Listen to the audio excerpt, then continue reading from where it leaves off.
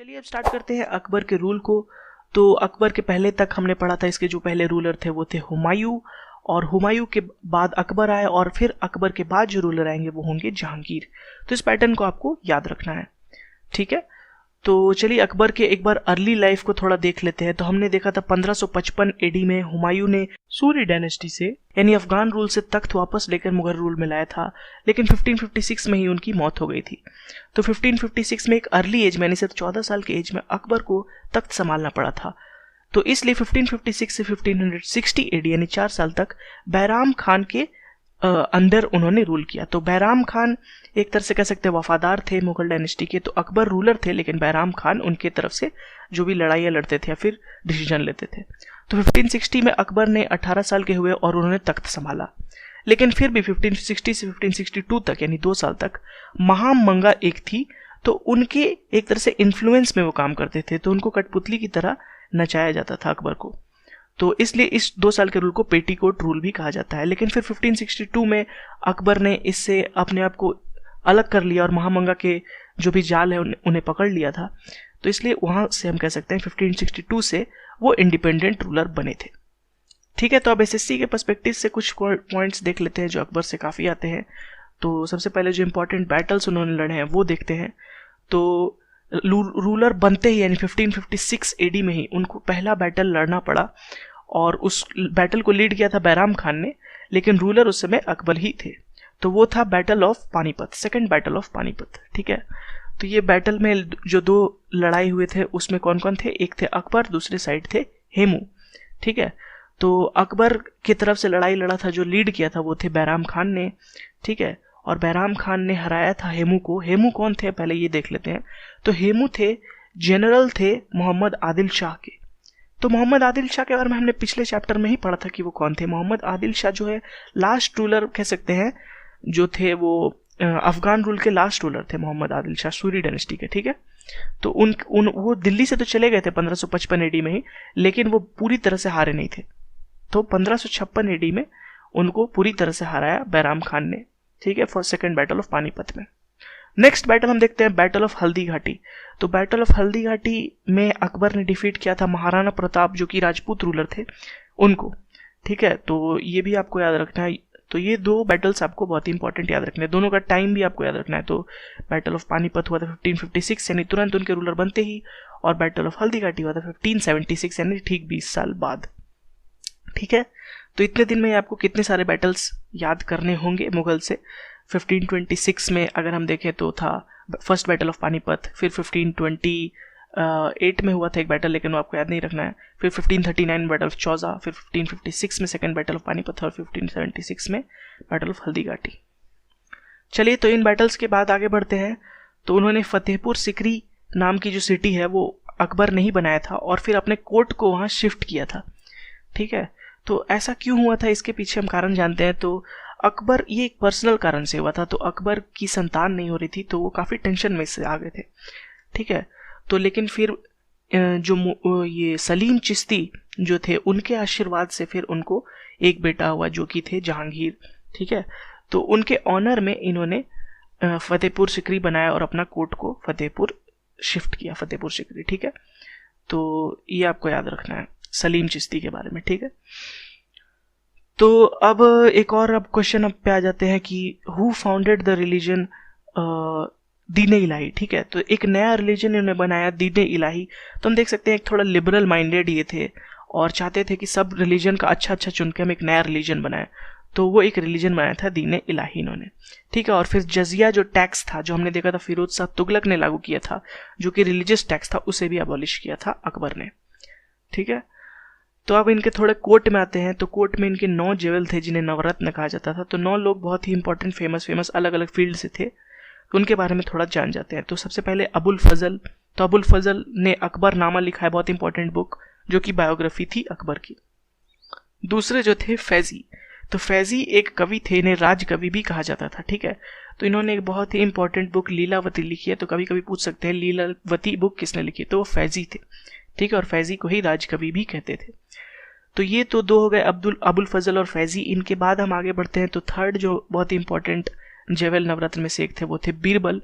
और बीरबल को कवि राज भी कहा जाता था, ठीक है। और इन तीनों के बारे में एक स्पेशल चीज़ आपको याद रखना है कि ये तीनों ने दीन इलाही को अडॉप्ट किया था, ठीक है। अबुल फजल, फैजी और बीरबल एकमात्र हिंदू थे जिन्होंने दीन इलाही को अडॉप्ट किया था, ठीक है। तो बीरबल को ही कविराज या कवि प्रिय भी कहा जाता था, याद रखना है आपको, ठीक है। इसके अलावा आप चौथे जो आते हैं वो है तोदरमल।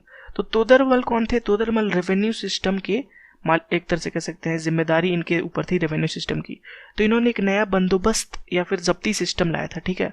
तो ये आपको याद रखना है कि तोदरमल ने ही बंदोबस्त या फिर जब्ती सिस्टम लाया था और ये अकबर के रूल में हुआ था। तो ये भी आपको याद रखना है, ठीक है। और मनसबदारी सिस्टम भी एक आया था, वो भी आपको याद रखना है, अकबर के टाइम ही हुआ था। तो चलिए, ये था अकबर के बारे में कुछ इंपॉर्टेंट पॉइंट्स। अब आते हैं जहांगीर के बारे में। तो जहांगीर के बारे में अगर हम बात करें तो जहांगीर का सबसे पहले देख लेते हैं इनके पीछे और आगे कौन कौन थे। तो पीछे थे अकबर, और जहांगीर के बाद शाहजहां आते थे, और उनके बाद आएंगे औरंगजेब, ठीक है। तो यहाँ पे थोड़ी मिस्टेक हो गई, आप ध्यान से देखिएगा। जहांगीर के बाद शाहजहां आएंगे और फिर आएंगे औरंगजेब, ठीक है। और जो बीच का दोनों जहांगीर और शाहजहां वो हम अभी पढ़ लेते हैं। तो जहांगीर का ही नाम सलीम भी था और इन्हें शेखो बाबा भी कहते थे, ठीक है। तो आपने अगर मुगले आजम मूवी देखी होगी तो उसमें सलीम सलीम करते थे, तो वो जहांगीर ही थे, ठीक है। और बचपन में इनका नाम शेखो बाबा भी था। तो अब इनके कुछ फैक्ट्स याद कर लेते हैं जो कि एसएससी से रिलेटेड इंपॉर्टेंट है, और वो थे कि ही मैरिड नूरजहां, ठीक है। तो नूरजहां का बहुत ही इंपॉर्टेंट रूल है, क्योंकि नूरजहां से काफ़ी क्वेश्चन आ सकते हैं। एक क्वेश्चन तो ये बनता है कि इनका असली नाम क्या था। तो इनका असली नाम था मेहरुल निसा, ठीक है। तो मेहरुल निसा, और इन्हें कभी कभी टाइटल पादशाह बेगम के रूप में भी जाना जाता है। तो इनका इतना इंपॉर्टेंस क्यों है? क्योंकि इनका एडमिनिस्ट्रेशन में इनका काफ़ी बड़ा रोल था, ठीक है। तो ये एडमिनिस्ट्रेशन में बहुत दिनों बाद एक ऐसी मतलब लेडी आई थी जो एडमिनिस्ट्रेशन में इनका बहुत बड़ा रोल था। तो इनके नाम पे कई कॉइन्स भी इशू करवाए, ठीक है।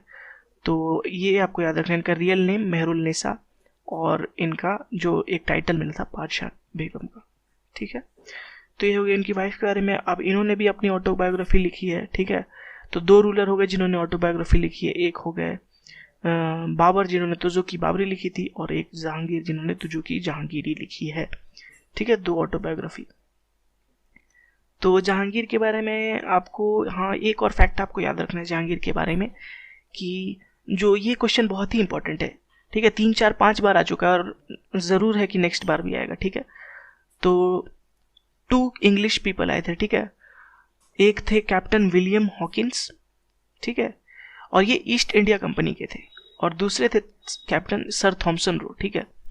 तो ये दोनों जो है आपको याद रखना है, दो अलग अलग रिप्रेजेंटेटिव थे। एक थे ईस्ट इंडिया कंपनी के रिप्रेजेंटेटिव और एक किंग जेम्स I के रिप्रेजेंटेटिव, ठीक है। तो कैप्टन विलियम हॉकिंस पहले आए थे, वो ईस्ट इंडिया कंपनी के रिप्रेजेंटेटिव थे, करीब 1607 या 8 के करीब आए थे, और फिर 1616 में करीब आए थे सर थॉमसन रो, ठीक है। तो जेम्स I के रिप्रेजेंटेटिव थे। तो ये दोनों आपको याद रखने हैं। इसके अलावा एक और क्वेश्चन जो बहुत ही इंपॉर्टेंट है, और वो है paintings reached it's zenith during his rain, ठीक है। तो पूछा जाता है कि किसके टाइम में पेंटिंग अपने जेनिथ पर पहुंच गया था, ठीक है। तो वो जहांगीर होंगे, ठीक है। तो जहांगीर के बाद जो नेक्स्ट रूलर आते हैं वो है शाहजहां। तो उनके बारे में हम जल्दी से पढ़ लेते हैं, उनके बारे में ज़्यादा हमको नहीं पढ़ना है। उनसे जो मोस्ट इंपॉर्टेंट जो फैक्ट्स है वो आर्किटेक्चर से रिलेटेड है, और उसे हम अलग से पढ़ेंगे, ठीक है, एक अलग टॉपिक के रूप में। तो शाहजहां के पीरियड को गोल्डन एज ऑफ मुगल भी कहा जाता है। तो क्यों गोल्डन एज कहा जाता है ये तो बिल्कुल ही क्लियर हो रहा है। इतने सारे आर्किटेक्चर मार्वल्स उनके टाइम बने, आर्ट अपने जेनिथ पर जहांगीर के टाइम में पहुंच ही चुका था। तो हम देख सकते हैं इसलिए शाहजहां के टाइम को golden age of Mughal empire भी बोला जाता है, ठीक है। प्रॉस्पेरिटी के अलावा एक तरह से आर्ट और जो कह सकते हैं आर्किटेक्चर वो अपने जेनिथ पर पहुंच गया था, ठीक है। तो हिज लास्ट डेज वर लेकिन बहुत पेनफुल। क्यों? क्योंकि औरंगजेब के कारण। क्योंकि औरंगजेब जो इनके बेटे थे शाहजहां के, उन्होंने इन्हें इम्प्रिजन कर दिया था, ठीक है, आगरा फोर्ट में। तो ये बहुत ही इनका लास्ट जो है वक्त दुखद के साथ बीता, और अपनी फिर बेटी इनकी सेवा करती थी जो शाहजहां की बेटी थी, और फिर उन इम्प्रिजनमेंट में ही इनकी मौत हो गई थी, ठीक है। तो ये भी आपको याद रखना है, ठीक है। अब आपको याद रखना है कुछ 2 फ्रेंच ट्रैवलर्स आए थे। इनमें से एक तो बहुत ही इंपॉर्टेंट है, वो है ट्रेवरनियर, ठीक है। तो 2 एक आए थे, एक बर्नियर आए थे, एक ट्रेवरनियर आए थे। लेकिन ट्रेवरनियर और का नाम तो आपको बिल्कुल याद रखना है, और ये फ्रेंच ओरिजिन के थे, ये भी आपको याद रखना है। तो शाहजहां के बारे में आपको इतना ही जानना है। इसके बाद नेक्स्ट चैप्टर में हम लोग आ जाएंगे औरंगज़ेब के रूल के बारे में, और लास्ट में हम लोग पढ़ेंगे कुछ लेटर मुगल्स के बारे में। तो उम्मीद करते हैं आपको ये थोड़ा जो लंबा वीडियो है ये पसंद आया होगा, क्योंकि इसमें हमने अकबर को कवर किया, इसके अलावा जहांगीर को कवर किया और फाइनली शाहजहां को कवर किया। ठीक है, तो नेक्स्ट हम लोग पढ़ेंगे औरंगज़ेब और लेटर मुगल्स के बारे में। इसी के साथ हमारा मुगल्स डायनेस्टी कंप्लीट हो जाएगा। और thank you for watching this video. अगर अच्छा लगा है तो लाइक दबाइए। Good bye.